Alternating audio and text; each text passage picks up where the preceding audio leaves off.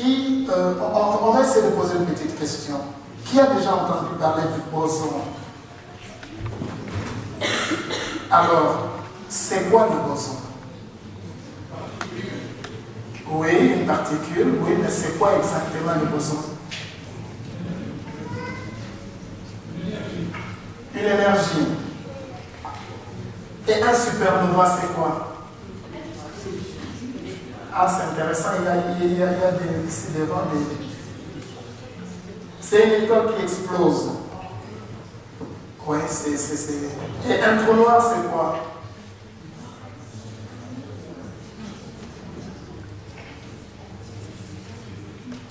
Mais... c'est l'entrée. La question c'est, vous est-il déjà arrivé de lire un traité d'astrophysique? Un traité de biologie. Mais quand vous lisez des livres pareils, comment vous faites pour comprendre ce qui y est écrit? Je veux dire, Alex, tu es un scientifique, tu as déjà un background, tu lirais, tu comprendrais. Comment je fais pour lire le livre Le visage de Dieu, par exemple, des frères Bogdanov, et comprendre tous les termes scientifiques sur l'univers qui y sont mentionnés? Comment je fais? Le commun des mortels. Quel conseil tu me donnes pour comprendre un traité d'astrophysique, un traité de biologie, un livre de mathématiques? Il faut apprendre. Mais apprendre quoi? Ah oui, mais je sais.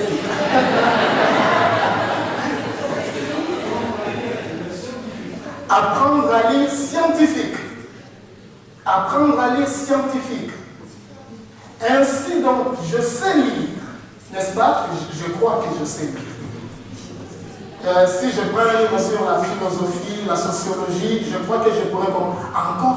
Encore que. Un livre sur la philosophie, le Dasein, c'est quoi le Dasein? Quelqu'un a lu Jean-Paul Sartre? C'est quoi le Dasein? Quand on lit Jean-Paul Sartre, quand Jean-Paul Sartre dit l'enfer c'est l'autre, de quoi il s'agit? C'est quoi? L'enfer c'est l'autre. Je vais aller jusqu'à l'infini. Parce qu'en fait, peut-être qu'en disant philosophie, je me dirais c'est facile à lire. Mais il y a des termes qui ne sont pas faciles non plus à lire là-dedans. En sociologie, c'est toute une science. J'ai besoin d'apprendre à lire ce que je lis. Au-delà de lire ce que je lis au quotidien, j'ai besoin d'apprendre quelque chose de plus. Mais comment est-ce que vous faites quand vous lisez Paul? Comment vous lisez Paul? Quand vous lisez Paul, qu'est-ce que vous faites? Est-ce qu'on peut relire 2 Pierre, chapitre 3, verset 16, qu'on venait de lire? On les commence au verset 14.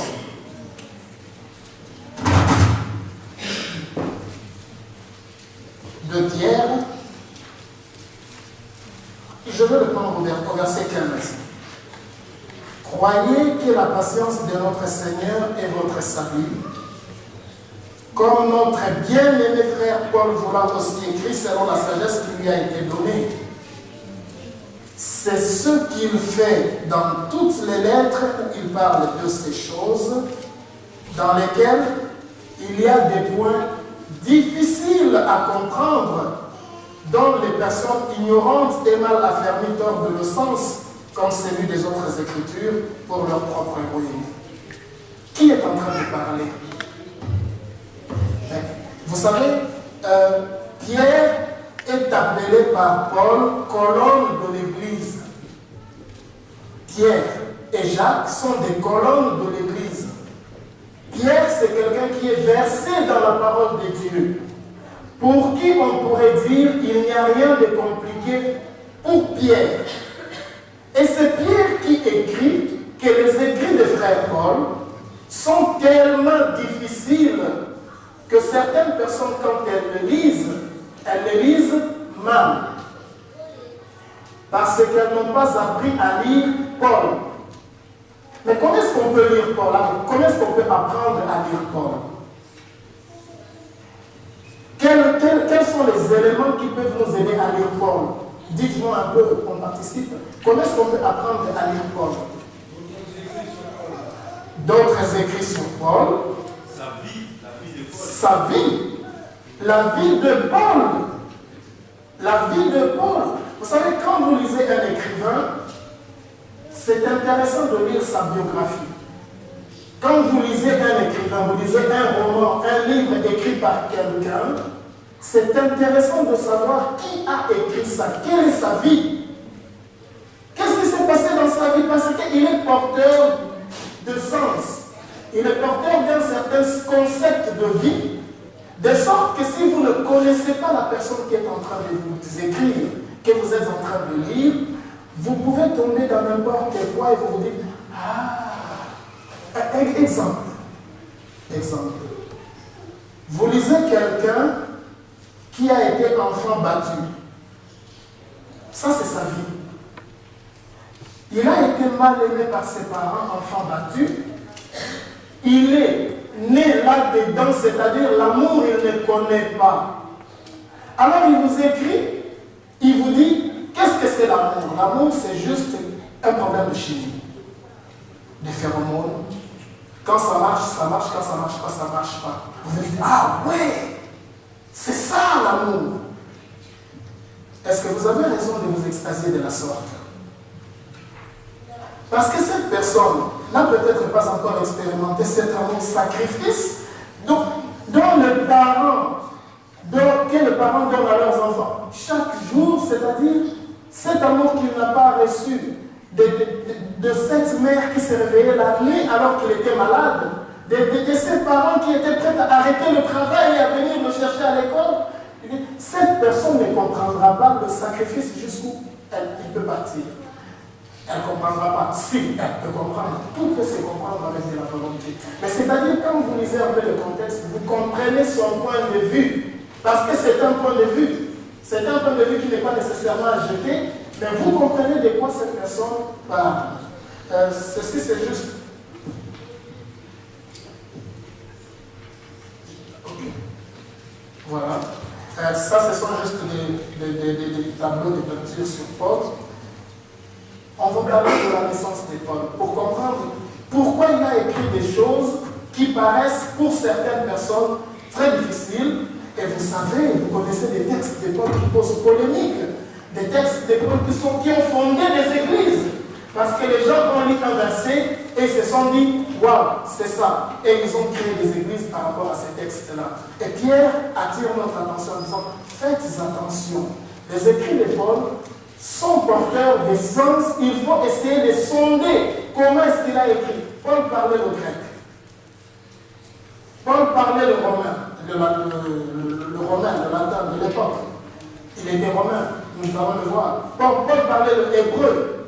Il avait un background, un contexte qui était tellement riche que quand il écrivait, il pouvait utiliser des contours, des phrases que si tu viens comme ça juste pour lire comme un roman, tu restes sur le premier degré et tu ne comprends pas ce qu'il est en train de dire. Paul est né, on dit qu'il est né en l'an 8 à Tarse. Il y a quelqu'un, un père de l'église, Saint Jérôme, qui déclare, lui, que Paul n'est pas né là à Tarse.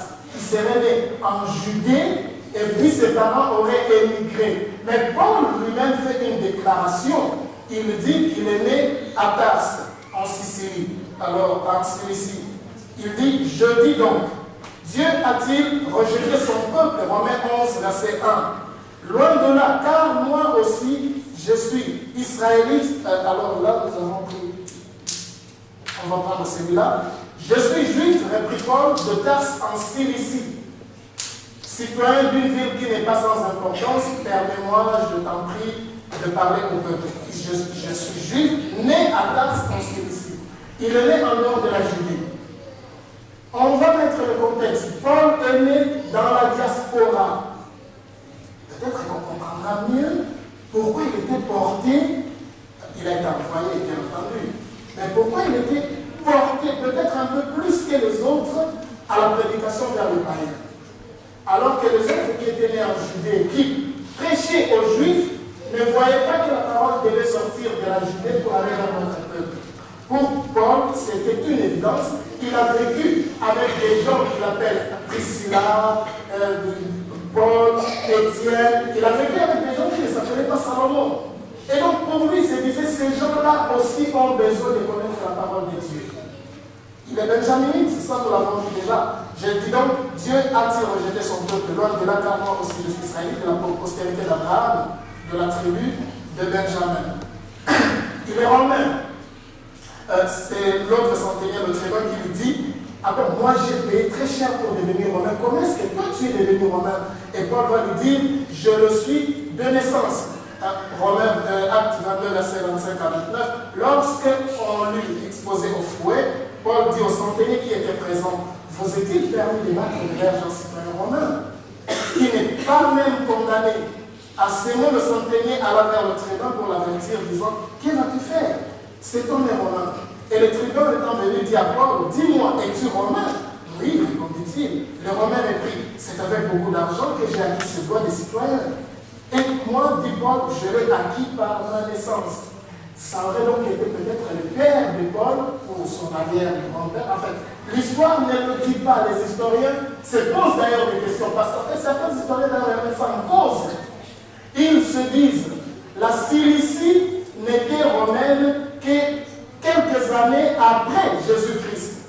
Comment est-ce que, quelques années, beaucoup plus d'années après Jésus-Christ, comment est-ce que Paul pouvait acquérir la nationalité, la citoyenneté romaine, la ius civitas romaine, alors qu'à ce moment-là, la Cilicie n'était pas encore romaine? Bon, Paul déclare qu'il est romain, d'ailleurs, les tribuns de Centenier l'entendent comme cela, et c'est pour cela qu'il sera envoyé à Rome pour qu'il soit jugé. Cet homme dont les Juifs s'étaient saisis allait être tué par eux lorsqu'ils survinrent avec des soldats et les leur enlevés, ayant appris qu'il était romain. Il est né donc en Cilicie, à Tarse. Tarse se trouve aujourd'hui en Turquie. Vous voyez, ça fait à peu près 902 km entre Tarse et Jérusalem. 922 km, vous allez dire, c'est rien ça, c'est quoi ça? C'est Bruxelles, Lausanne, quelque chose comme ça? Oui. C'est 8 heures de voiture? Eh bien, c'est 190 heures de pied, de marche. Et 190 heures de marche, c'est 8 jours de marche. Ça fait une différence par rapport à aujourd'hui. Bon, bien sûr, il y en a qui voyageaient à dos de cheval, mais il était né en dehors de la Judée. Et alors, on nous parle de l'éducation de Paul, parce que quand il écrit, il a toute une éducation derrière lui. Paul dit qu'il est pharisien. Moi, circoncis le 8e jour de la race d'Israël, de la tribu de Benjamin, hébreu né d'hébreu, quant à la loi, pharisien. Et d'ailleurs, ailleurs, il va dire, il est tellement bien pharisien qu'il connaissait la parole de Dieu de façon merveilleuse. L'érudition de Paul n'est pas remise en cause. On dit qu'il a été instruit par Gamaliel, acte 22, verset 3. Je suis juif né à Tarse en Cilicie, mais j'ai été élevé dans cette ville. Cette ville, quelle ville? Je suis juif né en Cilicie à Tarse, mais j'ai été élevé dans cette ville. Quelle ville? Jérusalem. Élevé à Jérusalem et instruit au pied de Gamaliel dans la connaissance exacte de la loi des prophètes. Dans la connaissance exacte, on fabule quelquefois. Parce qu'on lit cet autre texte de Paul où il dit, tout ce que je connaissais avant, aujourd'hui je le considère comme de la boue, de la poussière, comme une perte. Et alors on se dit, Paul est en train de tout jeter de ce qu'il avait commis avant. Est-ce que c'est vrai? Paul l'expliquera par ailleurs après, où il dira, quand on est en Christ, l'Ancien Testament se lit comment? Oui, mais à la lumière de Christ, comme si on avait enlevé le voile. Est-ce qu'il est en train de dire que l'Ancien Testament ne faut plus être lu? Il dit l'Ancien Testament, c'est Jésus qui nous le dit à Matthieu 5. Jésus nous dit quoi?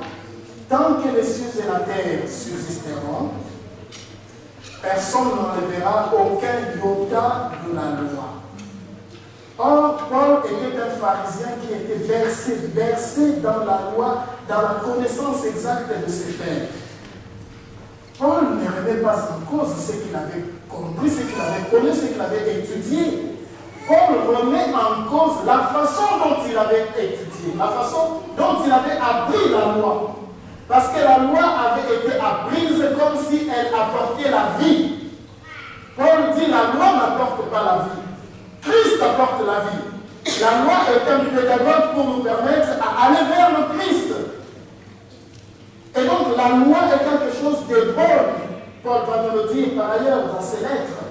Mais comment est-ce que vous vivez la loi? Et donc oui, Paul est pharisien. Il dit je suis pharisien instruit auprès de Gamaliel. Vous savez, Gamaliel était quelqu'un qui était très réputé, très connu. Gamaliel, on dit l'histoire, la Bible ne le dit pas. La Bible dit que Gamaliel était quelqu'un d'influent. L'histoire nous dit que Gamaliel était fils de Shimon ben Hillel. Après que son père avait été président du Sanhédrin, c'était Gamaliel qui était le président du Sanhédrin. Il était tellement connu et réputé, Gamaliel, qu'en 415, un certain prêtre va prétendre que Gamaliel lui est apparu en songe pour lui montrer où se trouvaient ses reliques. C'est pour vous dire le personnage. Il était connu, il était respecté. Et vous vous souvenez de Gamaliel? C'est le même qui, quand on est en train de juger les disciples, quand on est en train de juger ceux qui vont établir la secte de Jésus, la secte, ça vous dit quelque chose? Nous sommes quelquefois appelés une secte. Et alors on a peur parce qu'on est appelé secte. La secte de Jésus. Quand on est en train de juger ceux qui établissaient la secte de Jésus, Gamaliel va tenir un beau discours. Un pharisien nommé Gamaliel, docteur de la loi, estimé de tout le peuple, s'éleva dans le Sanhédrin et ordonna de faire sortir un instant les apôtres. Puis il leur dit, hommes israélites, prenez garde à ce que vous allez faire à l'égard de ces gens. Car il n'y a pas longtemps que parut Judas. Pardon. Qui s'est donné pour quelque chose et auquel se rallièrent environ 400 hommes. Il fut tué. Et tous ceux qui l'avaient suivi furent mis en déroute et réduits à néant. Après lui, parut Judas le Galiléen, à l'époque du recensement, plus ou moins avant 6 avant Jésus-Christ. Et il attira du monde à son parti. Il périt aussi. Et tous ceux qui l'avaient suivi furent dispersés. Et maintenant, je vous le dis, ne vous occupez plus de ces hommes. Et laissez-les aller. Si cette entreprise ou cette œuvre vient des hommes, elle se détruira par elle-même. Mais si elle vient de Dieu, vous ne pourrez pas la détruire. Ne courez pas le risque d'avoir combattu contre Dieu. Quelle sagesse! Nous sommes des vrais pharisiens, pourtant. Et nous avons l'habitude de croire que les pharisiens étaient des gens mauvais. Parce que pharisiens hypocrites, tombeaux blanchis, et tous ces termes-là, nous croyons que les pharisiens étaient tous des gens mauvais. Les pharisiens étaient des gens qui baignaient dans la loi du Seigneur parce qu'ils cherchaient à connaître avec exactitude la parole de Dieu. Bien entendu, certains sont tombés dans des travers de la politique et certains ont aimé le pouvoir plus que la parole de Dieu. Ça, aujourd'hui, nous avons encore, n'est-ce pas, même dans les milieux les plus ecclésiastiques, on a des personnes qui se servent plus qu'eux-mêmes qu'ils servent Dieu. C'est possible. Paul est reconnu comme étant quelqu'un d'une grande érudition. D'une grande érudition. Au point que même Festus, le procurateur, va faire ses belles éloges de lui. Allez, on risque de rester sur le texte, la phrase te fait déraisonner. Mais non, ce que Festus dit, il reconnaît que Paul a un grand savoir. Parce que Paul était en train de discourir devant Agrippa, Hérode et devant Festus. Et donc il expliquait l'état de mort, la résurrection. Et alors à un moment donné, comme il parlait ainsi pour sa justification, Festus dit à haute voix, mais t'es fou Paul, attention, ton grand savoir te fait des raisons. Bien sûr, il a été instruit au pied de Gamaliel. Quelqu'un qui, non seulement avait un grand savoir, mais avait aussi un grand cœur. Et donc, on se rend bien compte du contexte dans lequel Paul a baigné. Alors, il y a un autre texte que l'on peut lire de façon littérale ou que l'on peut commencer à interpréter. Je vous laisse le loisir de choisir de votre option. Mais si on le lit de façon littérale, Romains 16, verset 11 nous dit que Paul aurait eu un frère, littéral. Saluez le Fils, l'élu du Seigneur, et sa mère qui est aussi ma mère. On peut en discuter parce que c'est dans le christianisme, nous sommes tous frères, et donc ta mère c'est aussi ma mère. Donc, ok, nous sommes tous les enfants d'une même mère, d'un même père, mais certains théologiens disent, à lire ce texte, c'est comme si il parlait d'un frère. Mais bon, dans tous les cas, cela ne peut pas être nécessairement surprenant. Dans tous les cas, c'était des familles, il y avait des enfants, des familles nombreuses. Il a vécu et puis il est mort. Bon, traditionnellement, on dit que Paul est mort en l'an 64, entre 64 et 68, le long de la voie ostienne. Cette voie ostienne conduisait de Rome au port maritime d'Ostie, plus ou moins 30 km. Il aurait été décapité. La tradition dit, parce que cela n'est pas dans la Bible, que Tite et Luc étaient présents quand il avait été décapité. Bon, dans tous les cas, il se fait que sur le lieu supposé de sa tombe avait été érigé ce que l'on appelle la basilique Saint-Paul hors les murs, parce que c'était construit hors les murs de l'église. Basilique Saint-Paul hors les murs. Là, vous avez, je ne sais pas si vous le voyez plus ou moins assez bien, vous avez Rome là tout au-dessus. Je vais voir si ça fonctionne là maintenant. Non, on va laisser. Et vous avez Ostie là à côté, ben, c'est le long de cette voie-là qui est serment par décapitation. On a dit, c'est encore quelque chose qui est discutable, on a dit qu'il aurait été puni du fait que, vous savez, Rome avait été incendié à brûler en l'an 64. Hein? Les adversaires des chrétiens vont dire les chrétiens ont incendié Rome. Et donc ça va justifier la razzia. La chasse aux sorcières, on va poursuivre les chrétiens qui vont aller se cacher dans les catacombes, et qui sait qu'on sort, ça c'est de l'histoire. Et on dirait que c'est suite à cela que Paul avait été décapité. Rien n'est moins sûr.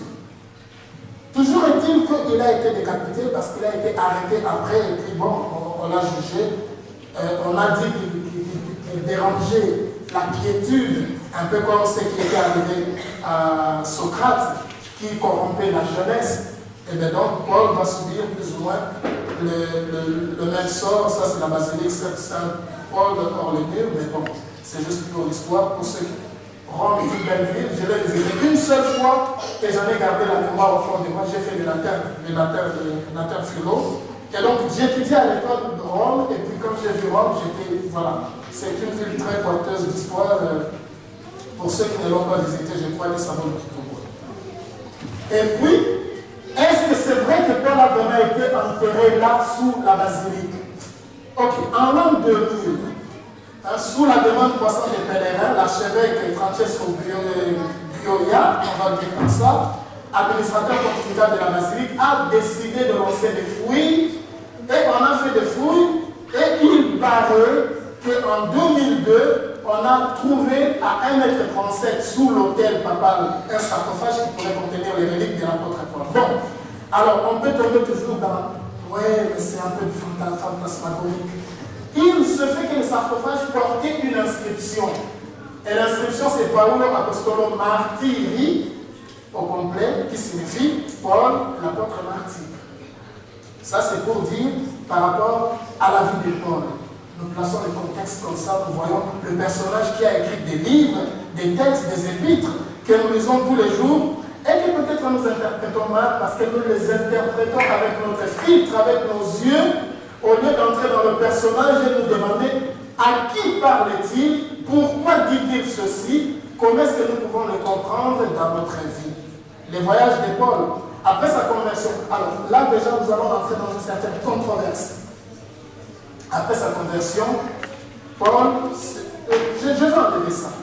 Je vais poser la question. Qu'est-ce qui s'est passé? La chronologie. Paul s'est croyé sur le chemin de Damas. Qu'est-ce qui se passe?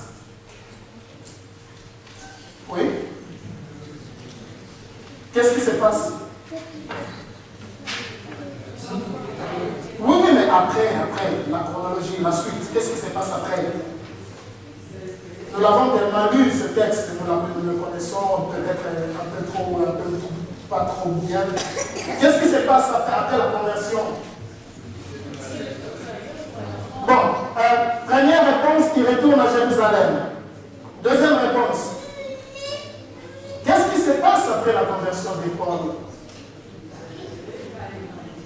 Il va aller dans le désert. Deuxième réponse, il va aller dans le désert. Qu'est-ce qui se passe après la conversion de Paul? Je voudrais une troisième réponse.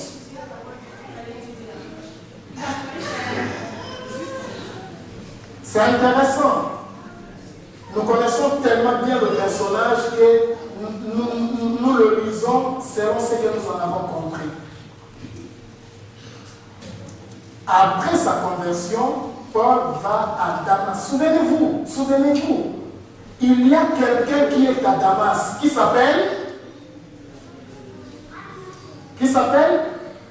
Ananias. Il reçoit un songe où on lui dit, il y a quelqu'un qui s'appelle Paul, Saul de Tarse, qui persécutait l'Église. Il a été foudroyé et il voit en rêve que tu vas le guérir. Quand Paul est devenu aveugle. Et à Paul, on va dire, on va conduire Paul à Damas, et après, Ananias va sortir de sa maison, va aller à la rencontre de Paul. Vous savez, Ananias a d'abord résisté en disant, mais c'est le persécuteur. Je vais mettre ma tête en danger. Voilà, ça c'est l'histoire. Il est allé à Damas. Et après Damas, qu'est-ce qu'il a fait? C'est écrit. Après Damas, il est allé en Arabie. Où il est resté combien de temps? 5 ans, première réponse. Un certain temps. Je dirais presque un temps, 2 temps, la moitié d'un temps. 3 ans. Il est resté 3 ans en Arabie en train d'étudier la parole. Il va dire en train de réétudier ce qu'il avait appris. Et après l'Arabie, qu'est-ce qu'il fait? Il revient. Retenez la chronologie, on va y revenir. Il revient à Jérusalem et puis il va aller dans sa ville natale, Tarse, avant d'être invité par Barnabé à Antioche. C'est de cette ville qu'il va lancer ses voyages missionnaires. On va passer très vite. Les premiers voyages, on ne va pas les lire parce que sinon on va rester ici très longtemps. Vous voyez, le premier voyage, le circuit, c'est un peu celui-là. On ne va pas le commenter. Le deuxième voyage, on dit que les voyages de Paul sont allés plus ou moins entre 45 et 58. Entre l'an 45 et l'an 58. Or, nous avons dit qu'il est mort à Rome en quelle année plus ou moins? Entre 64 et 68. Retenez tout simplement que la ville de Rome a été incendiée en 64, et donc c'est entre 64 et 68 qui serait mort. C'est-à-dire à peu près 6 ans à 8 ans après qu'il ait terminé son dernier voyage. Le troisième voyage, c'est encore beaucoup plus. Alors on dit que le troisième voyage de Paul, c'est un voyage de consolidation, où il va essayer de voir le travail qui a été fait. Un apôtre, bien entendu. Vous vous rappelez quand il a fait 3 voyages à une époque où on n'avait pas de voiture, on n'avait pas d'avion, où il a risqué sa vie dans les mers, il a risqué sa vie dans les tempêtes. C'est lui qui l'écrit. J'ai risqué ma vie dans les tempêtes, dans les mers, dans le tremblement de terre. Il a risqué sa vie de multiples façons. Pourquoi? Parce qu'il dit, le zèle de l'évangile le tenait tellement au corps que l'amour de Christ le pressait. Les adolescents les expos connaissent cette phrase. L'amour de Christ nous presse. Et oui, l'amour de Christ le pressait. Il ne pouvait rien faire d'autre que prêcher la parole de Dieu. Et alors maintenant, nous allons entrer dans la petite polémique sur le texte de Paul. Nous avons posé le contexte. Nous savons qui il est. Il est pharisien. Nous savons qui il est juif. Nous savons qui il est romain. Nous savons dans quelle famille il a grandi. Nous savons qui l'a instruit. Celui qui l'a instruit, c'est Gamaliel.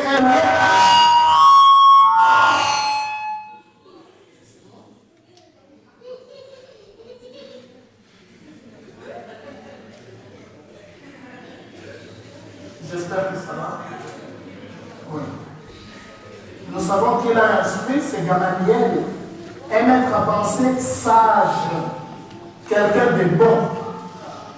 Bien que Paul, dans son fanatisme, va chercher à persécuter l'Église, nous savons qu'il avait assisté à la lapidation de qui?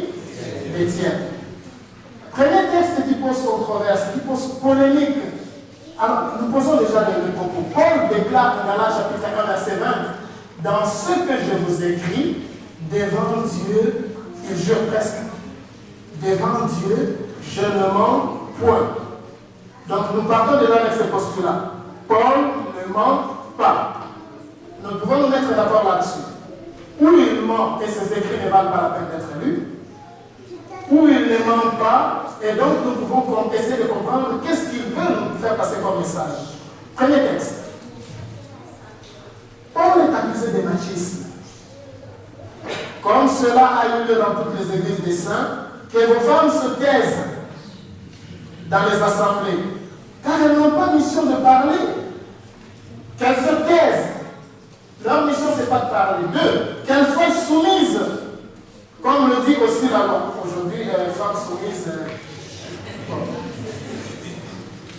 comme le dit aussi la loi, si elles veulent s'instruire, vous vous rendez compte. Je me souviens encore de l'époque où la loi civile faisait que la femme, pour acheter ou vendre, elle était sous tutelle de son mari. Elle ne pouvait pas signer des contrats. Si son mari disait, tu ne passes pas le permis de conduire chérie, tu ne passais pas. Tu ne passais pas. C'est avec l'autorisation. Ça, c'est le droit romain qui avait été repris par Napoléon et qui a été pratiqué dans beaucoup de pays. Dans quelle année en France la première femme a eu le droit de vote? Alex. Pardon? 45. Et en Belgique? 49. Vous vous rendez compte? Et dans quelle année il y a eu en Belgique la première femme militaire? En Israël, il y a toujours eu des femmes militaires. Et alors, sur quelle base les pays dits judéo-chrétiens avaient décrété que la femme ne pouvait pas être militaire, alors que l'Israël avait des femmes militaires? On sait pas, il y a aussi de la culture grecque, hein, les Spartiates, c'était des hommes. Hein. Les femmes, on les laissait à la maison, et avec des enfants et des personnes âgées, et les hommes, voilà. Alors, Paul dit, il est malséant à une femme de parler dans une assemblée. Malséant. Qu'est-ce qu'il veut dire? Qu'est-ce qu'il veut dire? C'est un mot. Qu'est-ce qu'il veut dire? Quel est le propos? Qu'est-ce que Paul veut dire? Pardon? Oui, mais c'est-à-dire tout ce texte, quel est le message que Paul veut donner? Qu'est-ce qu'il veut nous dire? Je vais poser la question autrement. Mesdames, vous acceptez ce texte? Non. Mais en quoi il vous choque? C'est trop. En vérité, je vous le dis devant Dieu, je ne mens point. On garde ça? Maintenant, oui. N'est-ce pas? Le contexte. Le contexte, toujours le contexte. Parce que si on lit ça comme ça, qu'est-ce qu'on fait? Je ne devrais pas le dire, mais c'est juste une anecdote. Maman a un voisin très gentil. Un voisin très gentil, très bon. C'est quelqu'un d'agréable. Il salue, bonjour maman. Quand elle a des bagages, je peux vous aider? Mais sa femme ne sort jamais. C'est lui qui fait des courses. Il fait tout. Parce qu'il ne veut pas que sa femme soit peut-être vue. Enfin, il ne veut pas que sa femme sorte. Il protège sa femme. Mais quelqu'un d'excellent, quelqu'un de bien. Si on lit ce texte de façon radicale, en se disant, oui, c'est comme ça. D'ailleurs, qu'est-ce que ça signifie qu'elle soit soumise? Il y a un autre texte de Paul qui est beau. Qu'est-ce qu'il disait là? Femmes, soyez soumises à vos maris comme... Et qu'est-ce que ça signifie comme au Seigneur? Qu'est-ce que ça signifie comme au Seigneur? Allez! Je ne sais pas, on lit ce texte tout le temps. On ne se pose pas la question? Si, on a déjà essayé de répondre. Donc vous savez, qu'est-ce que ça signifie? Soyez soumis à vos maris comme au Seigneur. Pardon?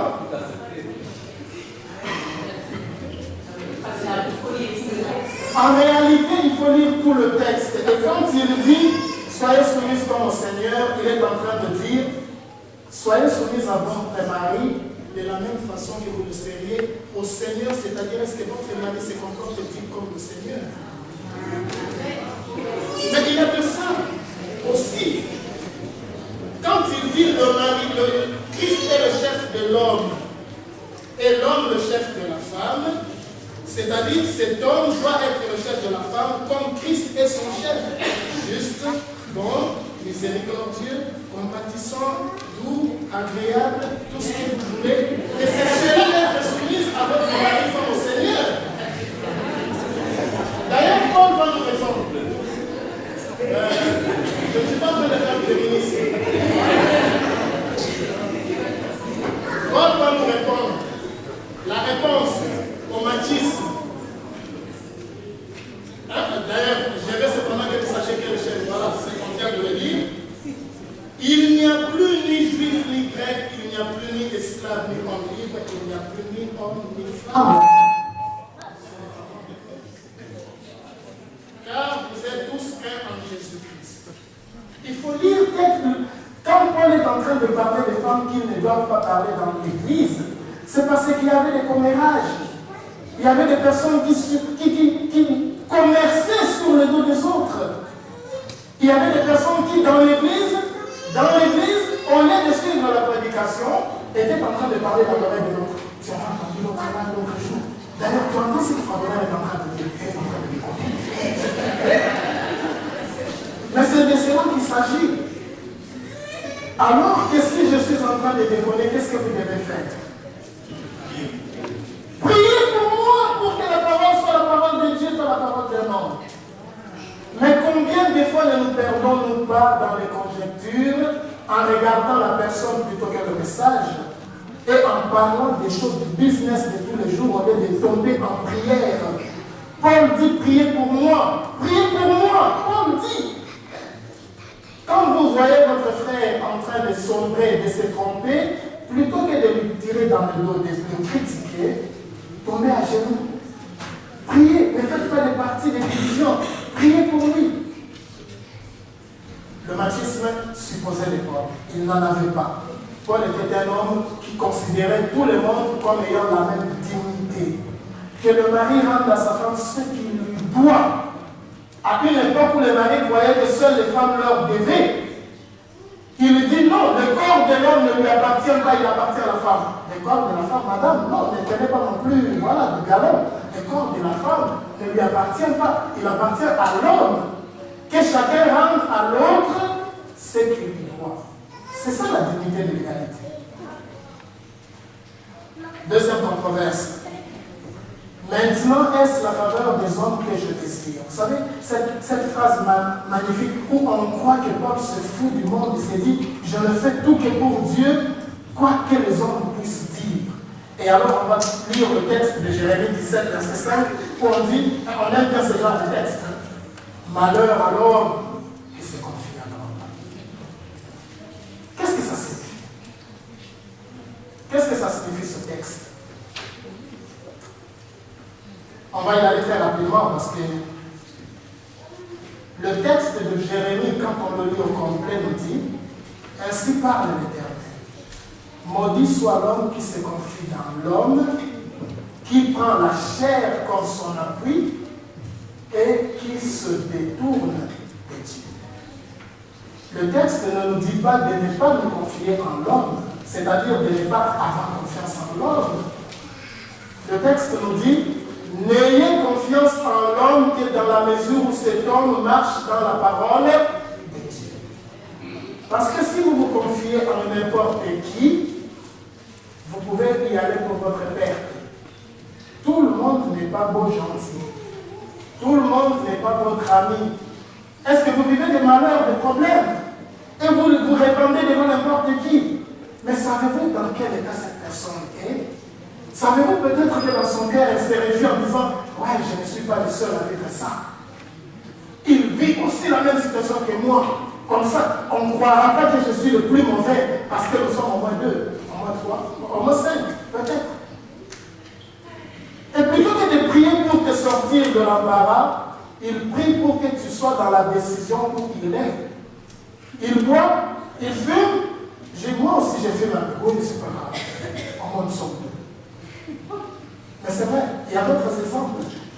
Faites attention à qui vous vous confiez.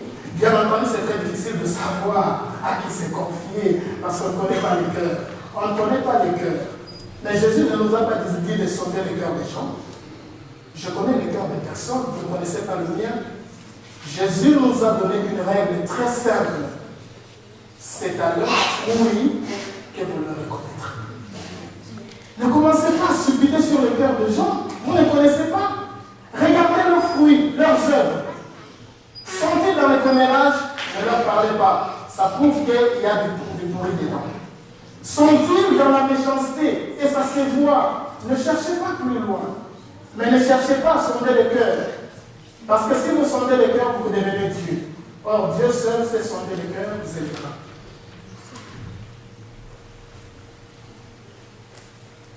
D'ailleurs, c'est ce que Paul nous dit. Paul nous dit, car bien que je sois libre à l'égard de tous, je suis rendu, c'est-à-dire l'importance qu'il accorde aux gens. Paul ne dit pas je m'en fous des gens. Paul accorde de l'importance aux gens.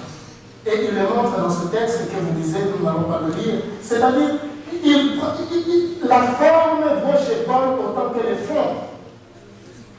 Est-ce que ma parole peut te blesser? Oui, donc je ne la dis pas. Si ma parole peut te blesser, je ne vais pas dire je m'en fous, je dis la vérité. Tant que je dis la vérité, Dieu seul m'est témoin, je m'en fous du reste. Vous êtes dans l'erreur. Ce n'est pas seule la vérité qui compte, c'est aussi la manière dont la vérité est dite qui compte. Parce qu'il faut tenir compte des gens. Posez-vous juste la question, la règle royale de Jésus, c'est que vous faites aux autres. Attendez qu'on vous le fasse, c'est-à-dire, comment est-ce qu'il le dit? Donc faites aux autres ce que vous voulez qu'on vous fasse. Est-ce que j'aimerais qu'on me parle de cette façon-là? Non, je ne dois pas le faire à l'autre non plus. Avec les faibles, il a été comme faible. Il s'est fait tout à cause de l'évangile pour y avoir part. Et alors, ici, il parle de l'humilité. L'humilité étant considérer l'autre comme étant supérieur à soi. C'est-à-dire, il fait cas de l'autre. Il tient compte de l'autre. L'autre est aussi important dans la forme que dans le fond.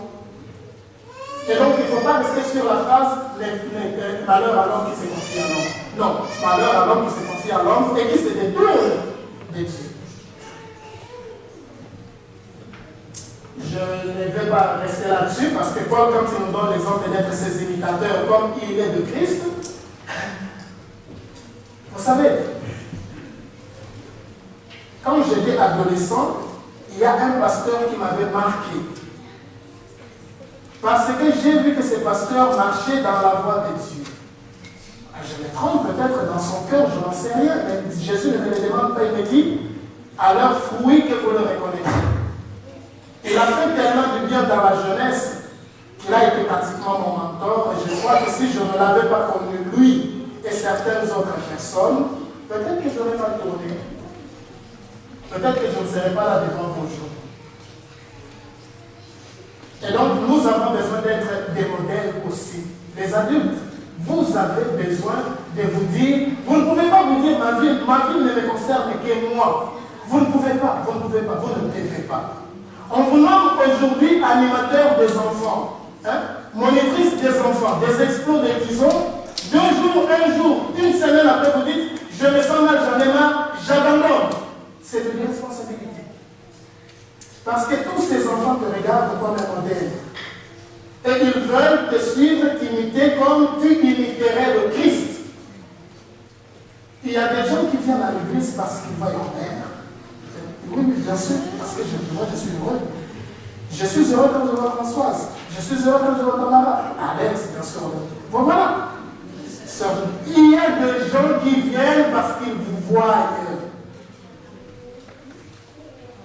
Et vous pouvez vous attendre que les jours où vous tombez, vous pouvez faire tomber vos autres. Je ne suis pas en train de mettre de la pression sur vous. Je suis en train de vous dire, vos bonnes œuvres se voilent. les gens les voient et les gens les apprécient. Et ils viennent parce qu'ils ont plaisir à vous rencontrer. Parce qu'ils trouvent que vous êtes des imitateurs du Christ. Et donc la confiance en lui-même est importante pour autant que cette personne reflète le visage du Christ. Au-delà de ces combats, parce que nous avons tous nos combats. Il ne s'agit pas de ça. Il s'agit juste de l'intention. On voit la personne et on se dit, cette personne a la sincérité et la volonté de servir le Maître. Au-delà de ces combats. Comme le combat de David, comme le combat de tout un chacun. Et alors, c'est là que nous revenons très rapidement sur la révélation sur sa révélation, la gestion de sa révélation. Paul, après qu'il a été touché, foudroyé, est allé, regardez ce qu'il déclare. Parce que je comprends que l'on voit que, mais lorsqu'il plut à celui qui m'avait mis à part de sein de ma mère et qui m'a appelé par sa grâce, de révéler en moi son Fils afin que j'annonçasse parmi les païens. Je l'annonçasse parmi les païens. Il dit quoi? Aussitôt je n'ai consulté ni la chair ni le sang et je ne montai point à Jérusalem vers ceux qui furent apôtres avant moi, mais je partis pour l'Arabie. Mais quelle arrogance, quel orgueil! Il n'avait pas besoin de quiconque. Révélé Arabie. Je ne vais même pas vers les apôtres. Ce n'est pas vrai. Alors il a dit je ne mens point. Ce n'est pas vrai. Il faut rentrer dans le contexte. À qui le dit-il? On est en train de parler aux Galates, mais il est où? Il est où à ce moment-là? Il faut lire le contexte. Et regardez ce qu'il dit après. Ce qu'il dit après, puis je revins encore à Damas. Parce qu'à ceux à qui il parle, il comprend que ceux-là savent qu'après la route de Damas, il est arrivé à Damas. Et c'est de Damas qu'il est parti en Arabie. Après, on est revenu quelque part où on n'a pas été. Il est revenu quelque part où il a été enseigné par Ananas. Et d'ailleurs, oui, on continue, on va pouvoir voir. Ça, c'est la suite. On montre un peu comment ça s'est passé. On est conduit à Damas, il resta 3 jours sans boire, il ne mangea pas, et puis il a rencontré Ananias. Et puis Ananias va lui imposer les mains, et Ananias va le baptiser. C'est-à-dire qu'il a eu besoin des humains. Il n'a pas eu que besoin de Dieu. Les humains ont joué un grand rôle dans sa vie. Alors il y a beaucoup d'autres controverses des points que nous allons pas soulever aujourd'hui. Très rapidement. Mangez de tous ceux qui vont se vendre au marché sans vous enquérir de leur partie de conscience. Alors, j'habite en Papouasie-Nouvelle-Guinée. Je n'ai pas vu. Je vais en Papouasie-Nouvelle-Guinée et disons que je me déporte 200 ans d'ici avant. Et c'est un peuple qui adore, affectionne le cervelet des humains. Et ils les vendent sur le marché. Manger de tout ce qui se vend au marché. De quoi il s'agit manger de tout ce qui se vend au marché? De quoi? Alors, j'habite en Suisse. En Suisse, il y a un village, un documentaire qui était passé sur la Suisse, un village où il n'y a pas chat qui vit. On mange du chat. On aime le manger. Alors, j'ai un chat que moi j'appelle Milou. Et tu vas aller dans ce village-là, on te sert du chat au marché, tu dis je peux manger du chat. Manger de tout ce qui se vend au marché. Il faut être dans le contexte. La polémique ne commence pas au chapitre 10, la polémique commence au chapitre 8. Que celui qui veut manger de la viande, mange de la viande. Même si elle est sacrifiée parce que les idoles n'existent pas. Parce que les idoles sont une création de l'homme. Même s'il y a des gens que l'on appelle Dieu, nous savons que nous n'avons qu'un seul Dieu. Donc si on te dit que cette nourriture n'est pas halal, parce qu'elle n'a pas été faite selon les rites juifs et qu'on a sacrifié aux idoles, que ça ne soit pas ça qui t'empêche de le manger. Pour autant que c'est de la nourriture pure. N'oubliez pas, Paul était pharisien. Il n'a pas nettoyé tout ce qu'il connaissait avant. Il n'est pas en train d'en être traité pour dire manger ceci. Non, il est en train de parler à des gens qui connaissent ce qu'il est en train de dire. C'est de cela qu'il s'agit. D'ailleurs, il va À Romains 14, il est bien de ne pas manger de viande et de ne pas boire de vin. Il y a le reste aussi qui vient après. On mange juste très rapidement et on passe. Il y a d'autres textes. Par exemple, les foulards des femmes, pour la longue chevelure. Des textes à controverse. Pour les difficiles à lire. Ne le prenons pas comme si c'était juste un roman. Prenons le temps d'entrer dans ce qu'il dit. Lisons l'histoire, essayons de comprendre le message qu'il veut nous donner avant de décider de fonder des églises sur un verset. Et donc ici, je veux dire, on va s'arrêter là parce qu'on ne peut pas continuer jusqu'à la nuit et on va se donner un devoir à domicile. Et le devoir à domicile, c'est le texte de 1 Timothée chapitre 5 verset 23. Ne continue pas à ne boire que de l'eau, mais fais usage d'un peu de l'eau. Oh, je vais m'acheter du coton ce soir. À cause de ton estomac et de tes fréquentes indispositions. La question c'est, que signifie ceci? Et que chacun puisse essayer de chercher, en attendant dans la mémoire du contexte. C'est un pharisien qui connaît Christ et qui a essayé de parler d'une certaine façon. Il faut essayer de le comprendre pour savoir qu'est-ce qu'il est en train de dire. Que Dieu nous bénisse tous.